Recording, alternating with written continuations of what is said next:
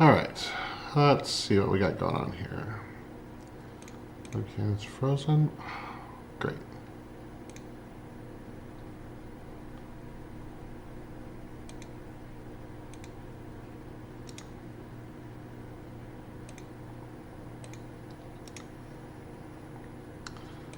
Okay, so we're having a little technical issues. Oh, that's okay.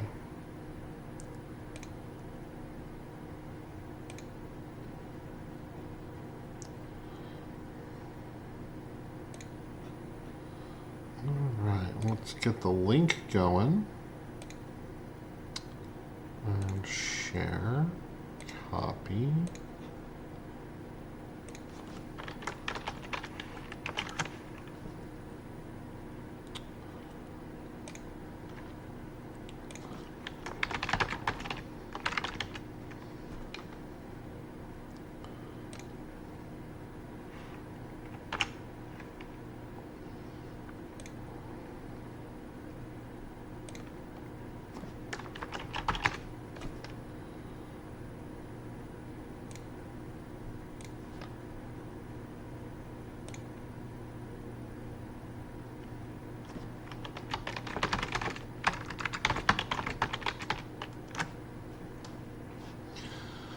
All right.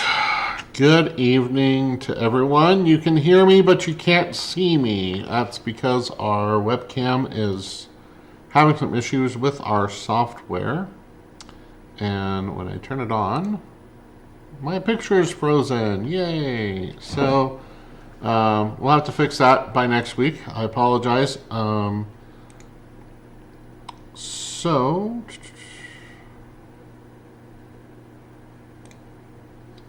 just getting the links posted to all the places, and then we will get started.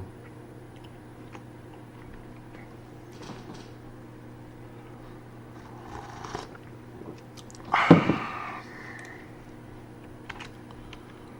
we go. I want to start off by saying thank you to everyone who prayed for me last week and has been praying for me over the last several weeks and over the last several months. As you know, that we've had a lot of ups and downs in our family, and last week I was not in a very good place, and I let the enemy get the better of me, and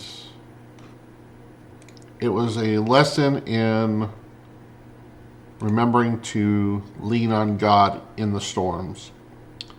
I seem to have to. I seem to keep learning that lesson multiple times in my life.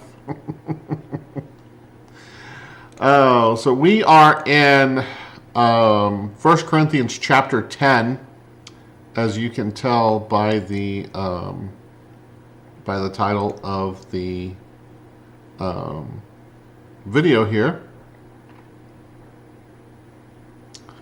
And it's our continuing through the letters of Paul as he's writing to the church in Corinth.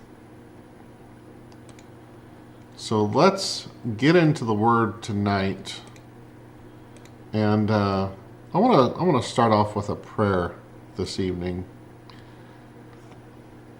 Father God, we come before you as your children, as your disciples, as your people. And Lord, as we pour through your word and as we read through these letters from the Apostle Paul, we ask that you would impart wisdom and knowledge to us.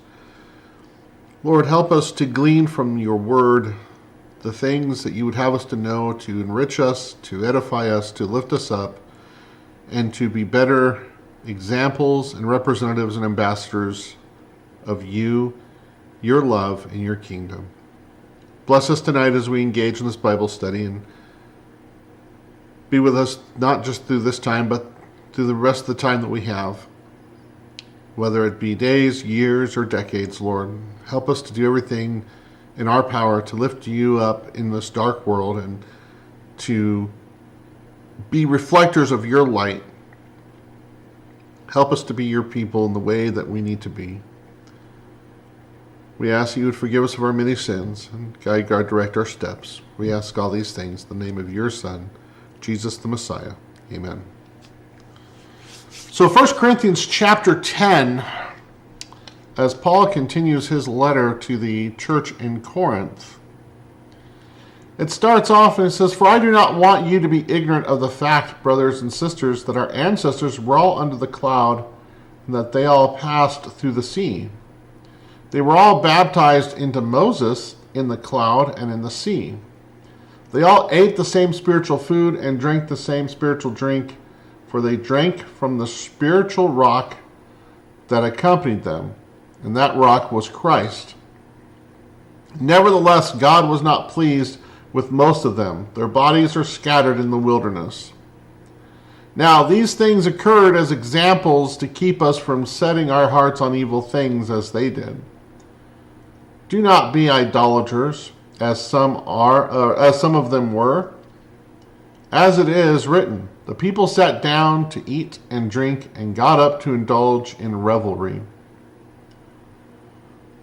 We should not commit sexual immorality, as some of them did, and in one day 23,000 of them died. We should not test Christ, as some of them did, and were killed by snakes. And do not grumble, as some of them did, and were killed by the destroying angel.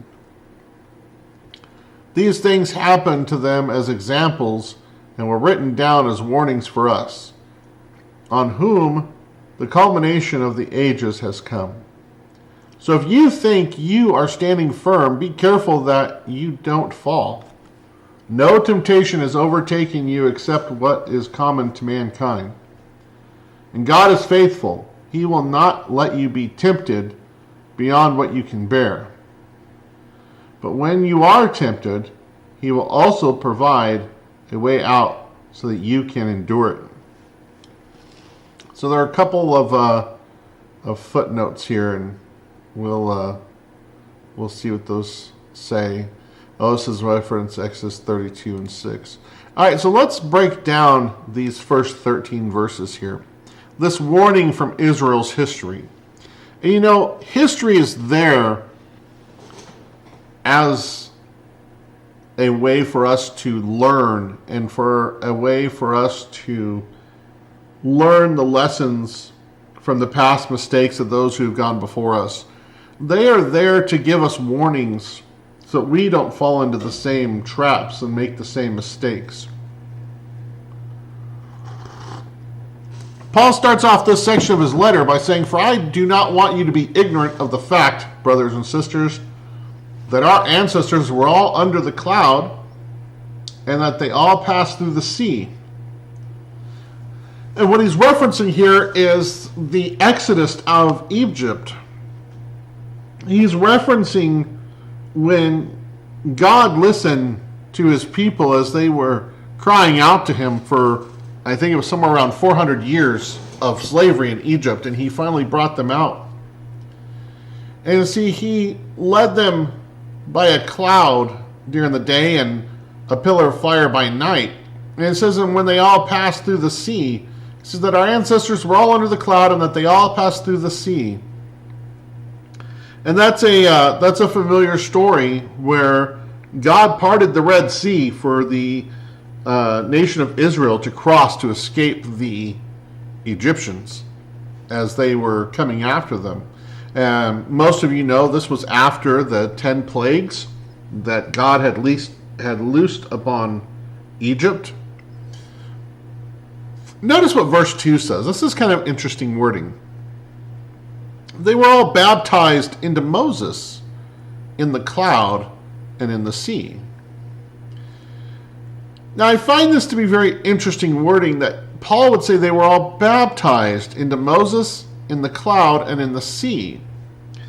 And I think about that word baptism. And the word baptism, or to baptize, means to be immersed.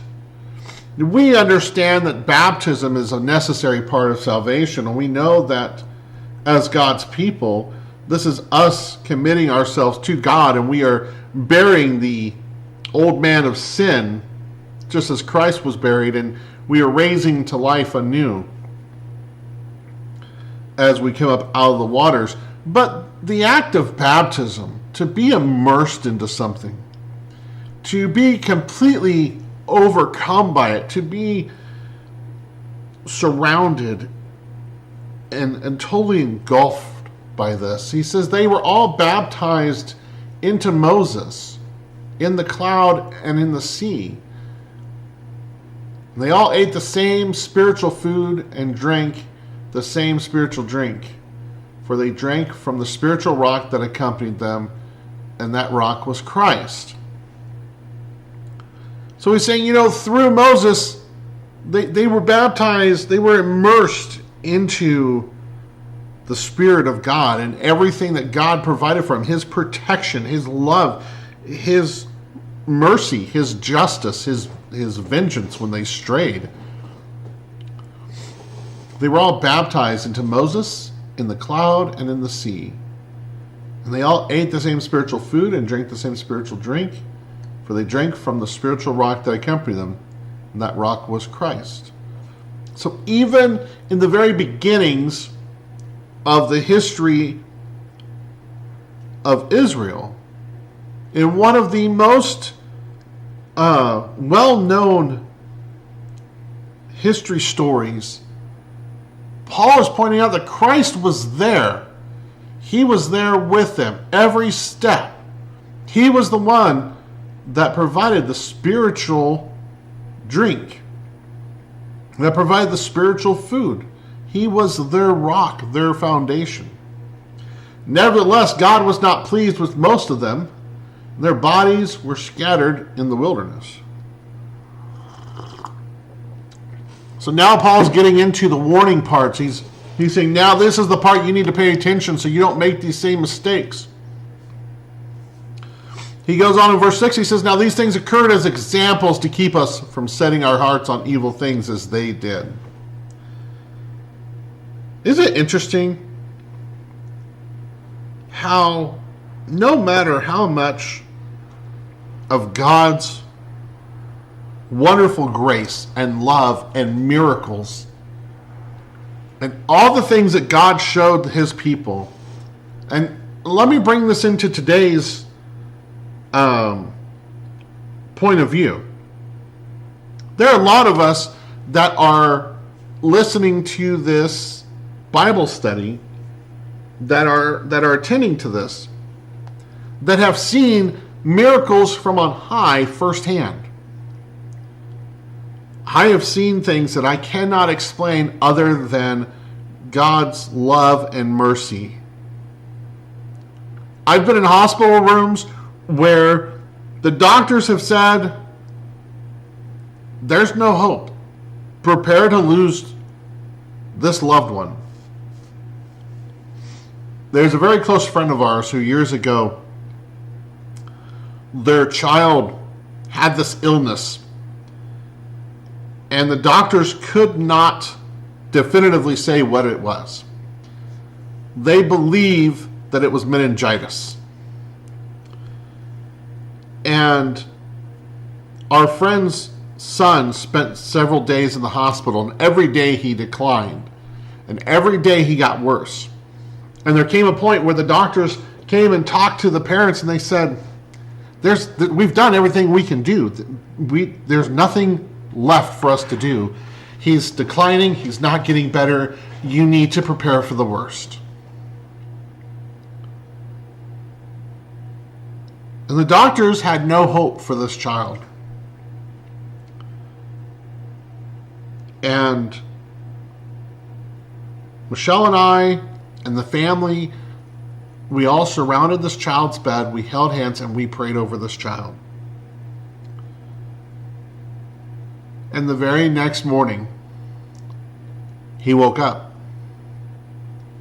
The very next morning, he was doing better. His vitals were improving. You see, the doctors told this mother and this father, your child's probably not going to make it through the night.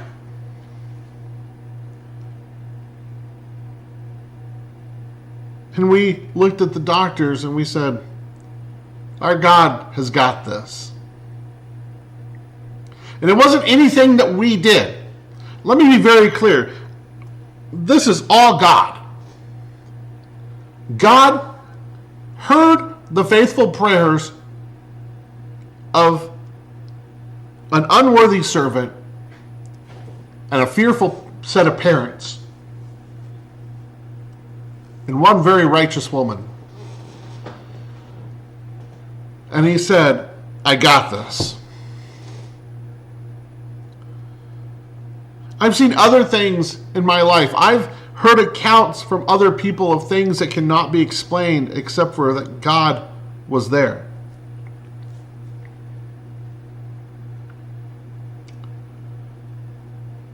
But even with all that, even with all the evidence that multiple people have seen, that multiple people have experienced,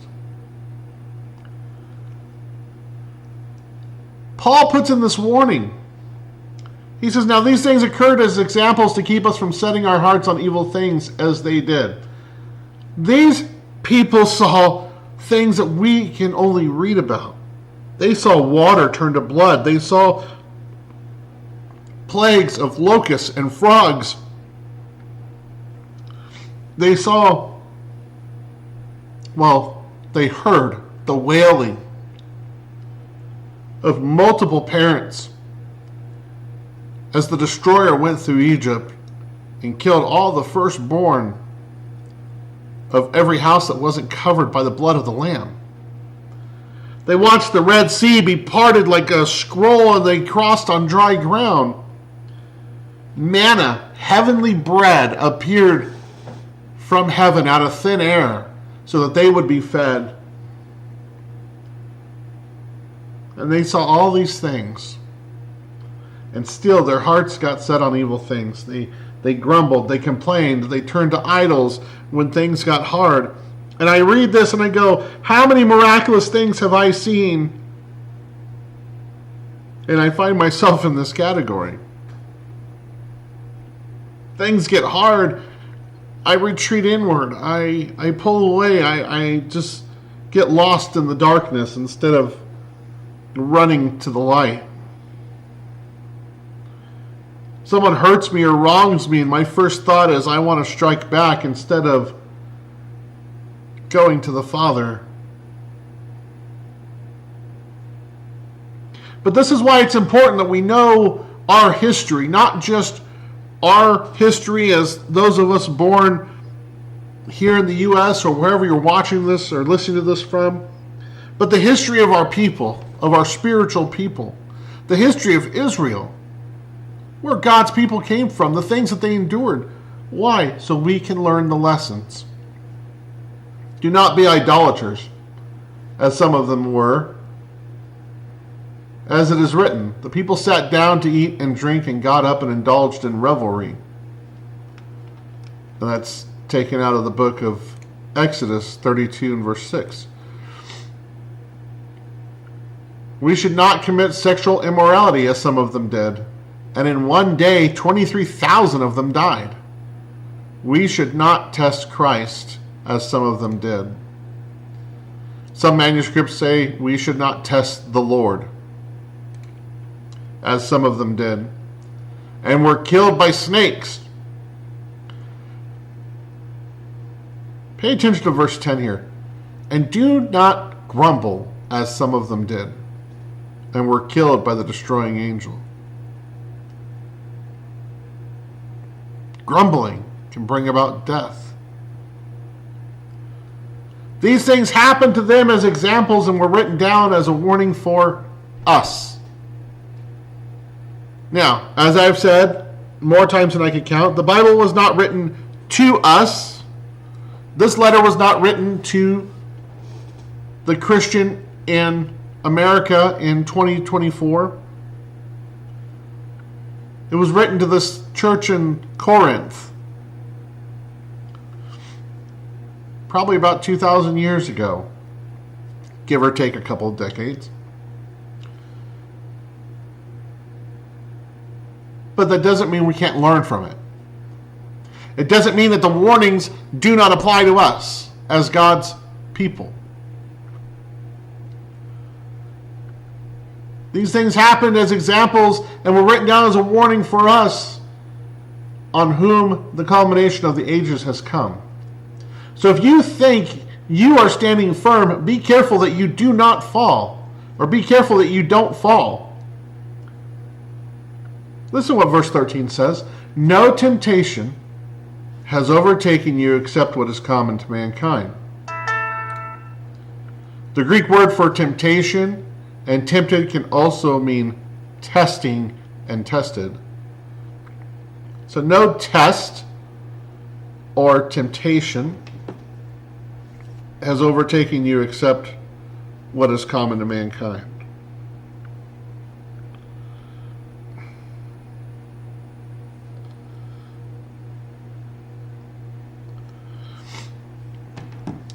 Look what else this verse says.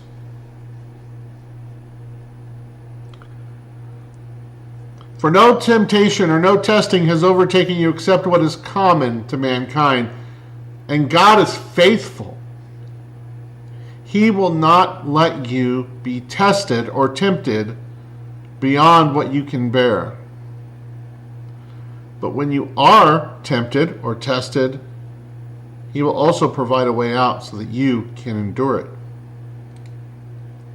These are all the same. Letting you know about the Greek word. Notice what he says here. He will not let you be tempted beyond what you can bear. Now I have an issue with this verse. I really do. And I have for a long time, because I have fallen into tests or temptations that I felt were too much for me to bear. But as I reread this verse and as I really ponder it, I keep coming back. No temptations overtake you except for what is common to mankind. Okay, I can live with that part. And God is faithful. He put that in that specific part for a reason. He says, and God is faithful. He will not let you be tempted beyond what you can bear. But when you are tempted or tested, He will also provide a way out so that you can endure it. Here's the thing that I keep forgetting, and maybe you do too. I'm pretty sure I'm not the only one who struggles with this. Because there are temptations and there are tests that I feel are too much for me. But here's what I keep forgetting, or here's what I have to keep relearning, or here's what I have to keep reminding myself. He will also provide a way out so that you can endure it. So what's that way out? What's the way out that I can endure the unbearable test? You go to the Father. That's the way out. Why? Because God is faithful. He put it right there at the beginning. God is faithful. He will not let you be tempted or tested beyond what you can bear. When you feel like you've got too much, you feel like you're about to give in to that sin trap, go to the Father.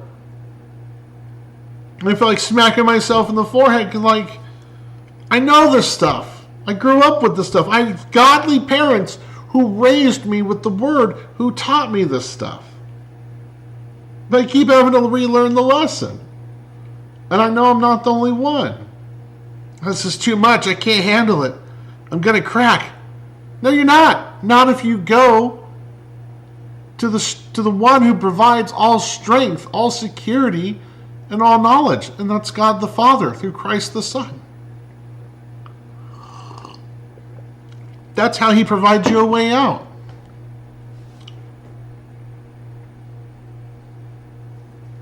All right, let's go on to the next part. Let me scroll down here a little bit and get it up on the screen. Idle feast and the Lord's Supper. So,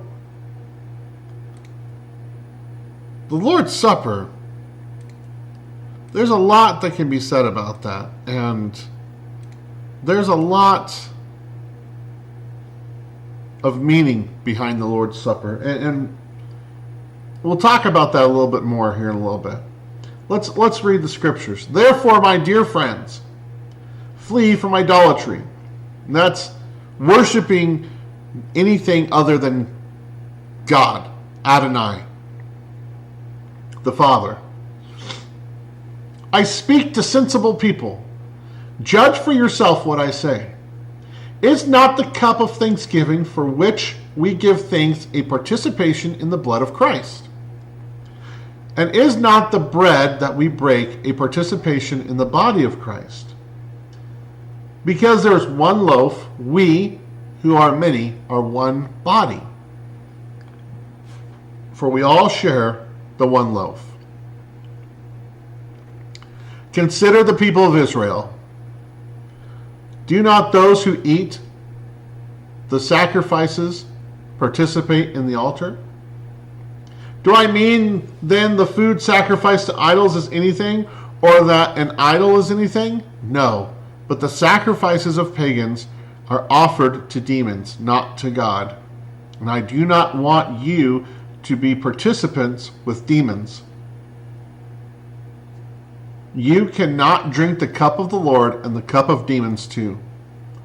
You cannot have a part in both the Lord's table and the table of demons.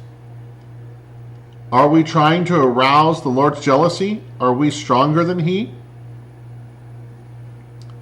So let's break down these few verses here.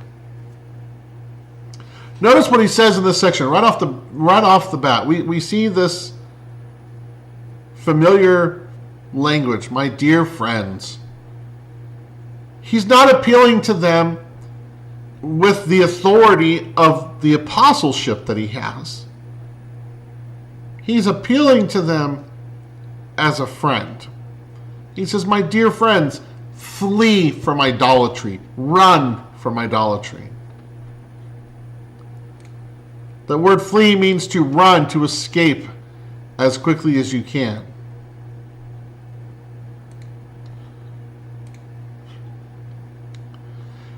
He says, I speak to sensible people. Judge for yourself what I say. Is not the cup of thanksgiving for which we give thanks a participation in the blood of Christ? He's talking about the cup of the new covenant. He's talking about when we come together and we participate